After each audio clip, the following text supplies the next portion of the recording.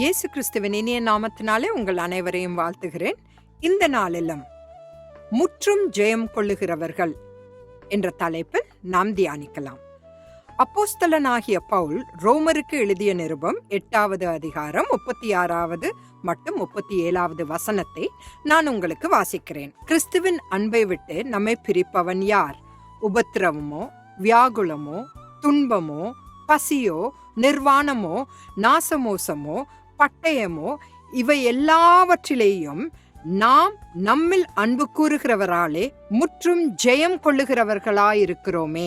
இந்த ரோமர் 8வது அதிகாரம் புதிய ஏற்பாட்டின் அக்ரோபாலிஸ், அதாவது மிக உன்னத அதிகாரம் என பல வேதாகம ஆசிரியர்களால் கருதப்படுகிறது.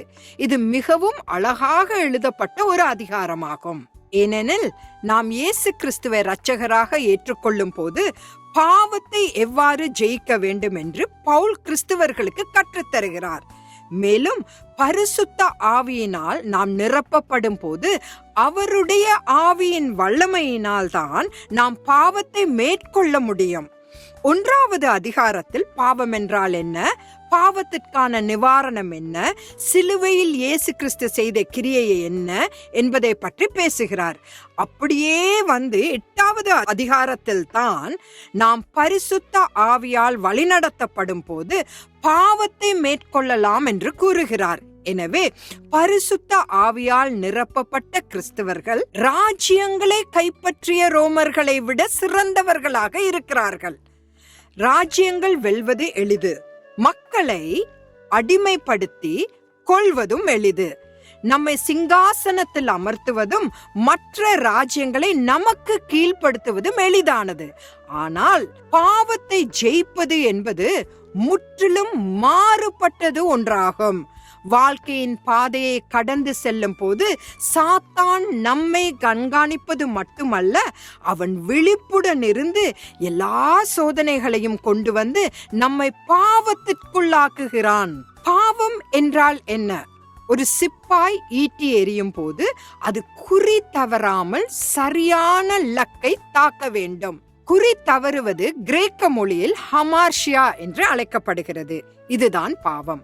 ஆகவே கர்த்தர் நம்மிடம் என்ன செய்ய வேண்டும் என்று எதிர்பார்க்கிறாரோ அதில் சிறிது நாம் குறி தவறினால் கூட அது பாவமாகும். இந்த அத்தியாயத்தில் கிறிஸ்தவர்கள் பரிசுத்தமான வாழ்க்கை வாழ முயற்சிக்கும் போது ரோமர்கள் அவர்களை சித்திரவதை செய்கிறார்கள். பலர் கம்பங்களில் கட்டப்பட்டு நீரோ மன்னன் தனது தேரில் வரும் பொழுது அவனுக்கு ஒளி கொடுக்க எரி பந்தங்களாக நெருப்பால் எரிக்கப்பட்டனர். பலர் சிங்கங்களுக்கு இரையாக தள்ளப்பட்டனர். இப்படி பல உபத்திரவங்களை அவர்கள் சந்தித்தனர். ஆனால் பவுல், உமது நிமித்தம் எந்நேரமும் கொல்லப்படுகிறோம், அடிக்கப்படும் ஆடுகளைப் போல எண்ணப்படுகிறோம் என்று எழுதியிருக்கிறபடி நேரிட்டாலும் எப்படிப்பட்ட துன்பங்கள் வந்தாலும் நாம் ஜெயம் கொள்ளுகிறவர்களாயிருக்கிறோம் என்று கூறுகிறார். இயேசு சிலுவையில் மரித்த தன் தியாக செயலால் பாவத்தை வெல்லும் ஆற்றலை நமக்கு தர வல்லவரான அந்த பரிசுத்த ஆவியானவரை நம் வாழ்வில் கொண்டு வந்திருக்கிறார். அதைத்தான் பவுலும் இங்கு உறுதிப்படுத்துகிறார். ராஜ்யங்களை வெல்வதை விட பாவத்தை வெல்வது மிகவும் கடினம். அதனால் தான் 36ஆம் வசனத்தில் கிறிஸ்துவின் அன்பை விட்டு நம்மை பிரிப்பவன் யார்? உபத்திரவமோ, வியாகுலமோ, துன்பமோ, பசியோ, நிர்வாணமோ, நாசமோசமோ, பட்டயமோ என்று பவுல் கூறிக்கொண்டே போகிறார். ஏனென்றால் ஆத்துமா பரிசுத்தமானதாகவும் பாவமற்றதாகவும் இருந்தால் நாம் கர்த்தருடன் என்றும் நிலைத்திருப்போம். ஒவ்வொரு நாளும் இந்த உலகில் பாவத்தை வெல்லும் போது நாம் உண்மையில் கர்த்தரிடம் நெருங்கி வந்து கொண்டிருக்கிறோம். அது மிகவும் ஒரு கடினமானதாக இருந்தாலும் பரிசுத்த ஆவியானவர் நமக்கு உதவ எப்பொழுதும் நம்முடன் இருக்கிறார். எல்லாவற்றிற்கும் மேலாக ரோமர்களால் சரீரத்தை மட்டுமே கொல்ல முடியும், ஆனால் ஆத்துமாவை அவர்களால் கொல்ல முடியாது என்று கூறுவதன் மூலம் பவுல் நம்மை உற்சாகப்படுத்த முயற்சிக்கிறார்.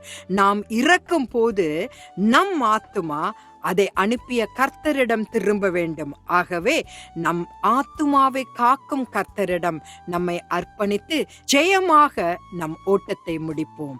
ஆமேன்.